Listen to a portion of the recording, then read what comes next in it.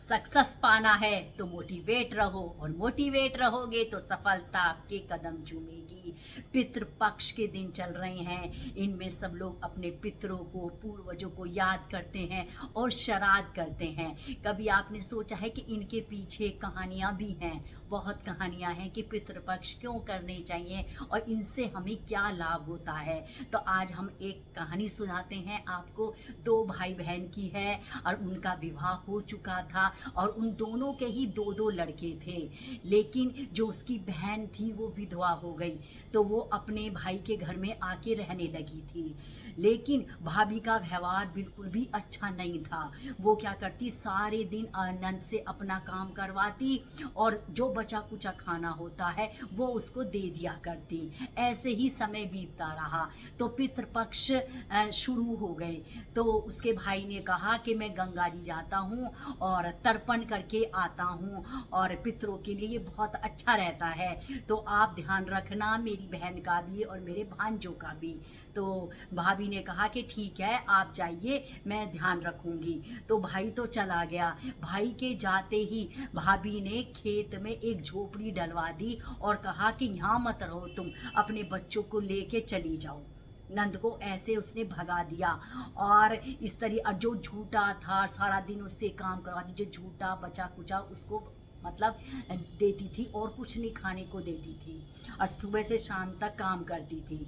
और एक दिन क्या हुआ तो थोड़ा सा खाना दिया तो क्या करती थी नंद कि जिस आटे को छानती थी ना कपड़े में, उस कपड़े को वापस ले आती थी और उसको आके पानी में धो के और उसको चढ़ा देती थी चूल्हे पे और पका के कहती थी बच्चों से कि ये खीर है, ये तुम खा लो।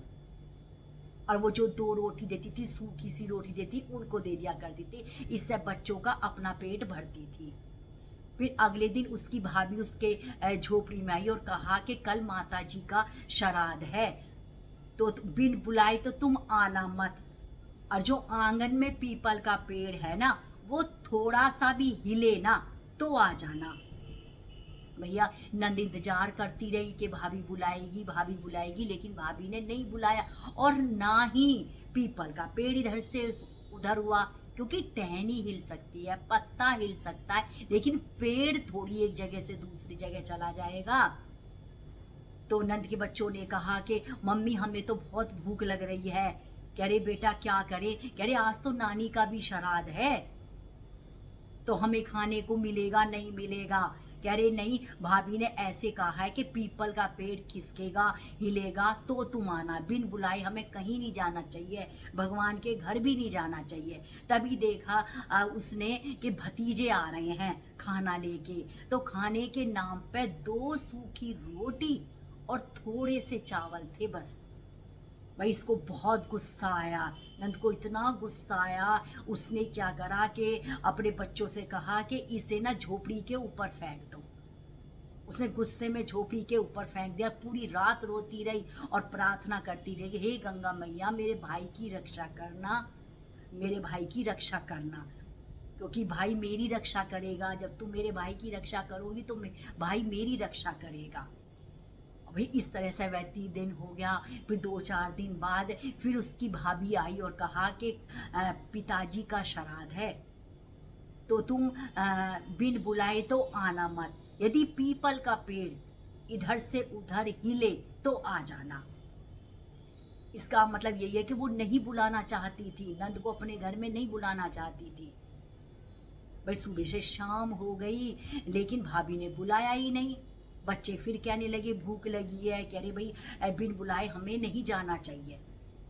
तभी उसके भतीजे आते नजर आए और भतीजे खाने के नाम पे वही दो रोटी और थोड़े से चावल लेके आए थे। फिर भैया इसको बहुत गुस्सा आया। उसने क्या करा कि वो जो चावल थे और रोटी थे और बच्चों से कहा इन्हें झोपड़ी पे डाल दो, और वो झोपड़ी पे डाल दिए। अब पूरी रात रोती रही और कहती रही हे गंगा मैया मेरे भाई की रक्षा करना, आप भाई की रक्षा करोगे तो भाई मेरी रक्षा करेगा। ऐसे ही 16 दिन पितरों के व्यतीत हो गए। भाई तर्पण करने के बाद में आया तो जाके अपनी पत्नी को देखता है, आंगन को देखता तो आंगन में कीचड़ बना हुआ था। तो अपनी पत्नी से कहा कि भाई कहाँ है मेरी बहन और कहाँ है मेरी भांजे। तो पत्नी ने कहा कि मैंने तो तुम्हारी बहन की और भांजों की इतनी सेवा करी, पूरे पितरों में कच्चे दूध से मैंने उनके पैर धोए और उसी वजह से ये आंगन में कीचड़ बना हुआ है, और खीर और पूरी बनाती थी। पता नहीं तुम्हारी बहन ने फिर भी मेरे साथ बहुत झगड़ा किया और जाके खेत में झोपड़ी डाल के रहने लगी। तो कह रहे ठीक है मैं जाता हूँ। और वो खेत में गया तो वहाँ देखा कि झोपड़ी नहीं थी, वहाँ तो महल बना हुआ था। बहुत आश्चर्य हुआ, भाई बहन के पास में गया कि बहन ये क्या हुआ, ये ऐसे कैसे हो गया। तो बहन ने सारी व्यथा बताई कि भाभी ने कैसा व्यवहार करा और कहा कि पीपल का पेड़ खिसके तो तुम आना, नहीं तो नहीं आना। और वो उन्होंने 2 रोटी और चावल शाम को भिजवाती थी और वो उसको मैंने छत पे डलवा दिया था बच्चों से।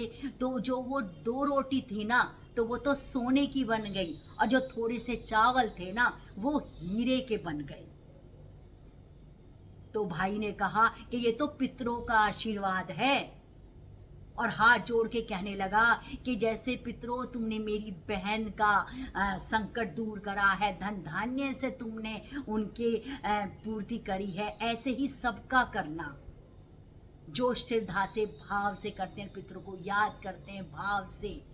इस कहानी से हमें यही शिक्षा मिलती है, और ये भी शिक्षा मिलती है कि हम मतलब जाने के बाद, इंसान के जाने के बाद तो उसका श्राद्ध बहुत तरीके से करते हैं, व्यंजन बनाते हैं। अरे जीते जी भी करना चाहिए, उनको जो पसंद हो उनका करना चाहिए। ये नहीं कि बुढ़ापे में उनकी सेवा ना करें, उनको जो पसंद है खिलाएं। अरे मरने के बाद तो दुनिया याद करती है, जीते जी करना चाहिए। और मैं ऐसे ही आपको प्यारे प्यारे टॉपिक लाती रहूँगी। मेरे चैनल को लाइक करें, सब्सक्राइब करें और शेयर करें। राधे राधे।